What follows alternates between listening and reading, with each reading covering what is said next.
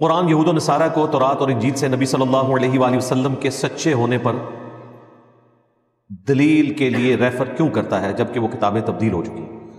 کتابیں مکمل طور پر تبدیل تو نہیں ہوئی ایز فار ایز توحید از کنسرنڈ.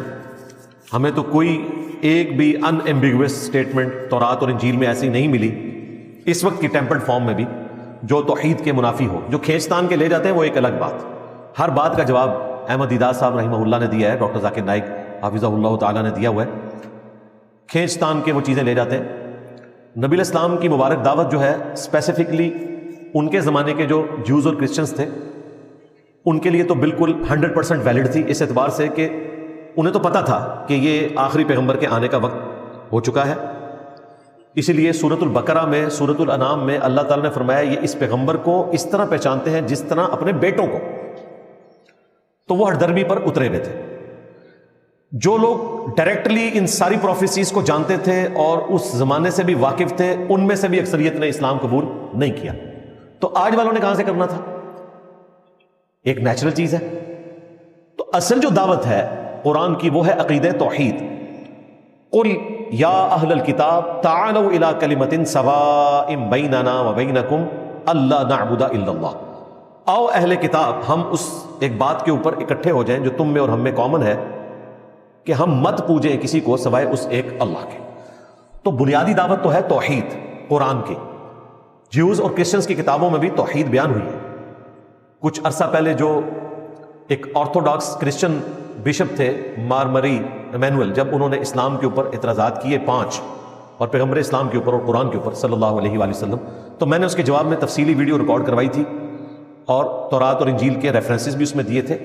تو آپ نے جیوز اور کرسچنز کے سامنے نبی الاسلام کی پرسنالٹی کو ڈسکس نہیں کرنا, توحید کو ڈسکس کرنا ہے. اور ونس یہ ثابت ہو جائے کہ جو توحید تورات اور انجیل میں بیان ہوئی ہے اولڈ ٹیسٹمنٹ اور نیو ٹیسٹمنٹ میں, وہ پریکٹیکلی مسلمانوں کے ہاں پائی جاتی ہے اور قرآن اس توحید کی دعوت دیتا ہے, جب اس سے لوگ قائل ہو جائیں گے تو پھر نبی الاسلام کی مبارک دعوت ان کے سامنے رکھی جائے گی. بنیادی دعوت جو رکھنے والی ہے وہ توحید ہے, اور یہی وہ دعوت ہے جو اس وقت نان مسلمز کے اسلام لانے کا سبب بن رہی ہے.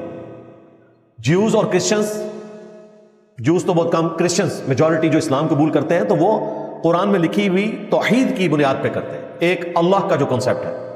اور جو مسلمان دعوت و تبلیغ کے کام سے وابستہ ہیں انہیں یہ بات پتہ ہے کہ ہم نے بنیادی دعوت توحید کی رکھنی ہے. نبی الاسلام کا معاملہ بعد میں آئے گا. جب توحید کلیئر ہو جائے گی تو باقی سارے معاملات انشاءاللہ آسان ہوتے ہیں. میں نے اپنے ایام جاہلیت کے دور میں ایک اہل کتاب سے کورٹ میرج کر لی, پھر دین کی سمجھ آنے کے بعد رشتہ ترک کر دیا. اہل کتاب سے مسلمان شادی کر سکتے, رشتہ ختم کرنے کی ضرورت ہی نہیں تھی, اس کو کنٹینیو کرتے آپ. کیا مجھے اس پر گناہ ہوگا؟ یعنی یہ پوچھنا چاہ رہے ہیں کہ مجھے وہ رشتہ ختم نہیں کرنا چاہیے تھا؟ غلطی تو کی آپ نے, مگر توبہ کریں, ہم یہی کہہ سکتے ہیں, اور تو کچھ نہیں ہو سکتا. اگر اللہ کی رضا کے لیے اپنے مخالفین کو معاف کرنے کے باوجود دل میں ان کے بارے میں صفائی نہ ہو تو کیا کیا جائے؟ اس کا کوئی علاج نہیں ہے. یہ وہ چیز ہے جو صحابہ کرام اپنے حق میں نہیں کر سکتے.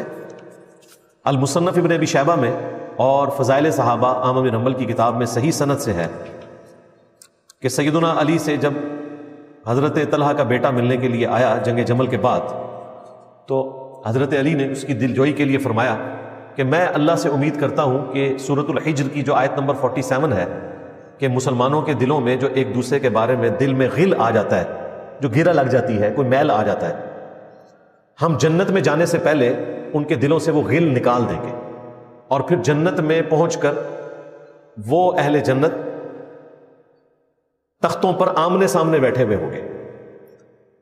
دل میں اگر غل ہو تو انسان پھر نظریں نہیں دوسرے کے ساتھ ملا سکتا, تو اللہ تعالیٰ خود نکالے گا اس غل کو.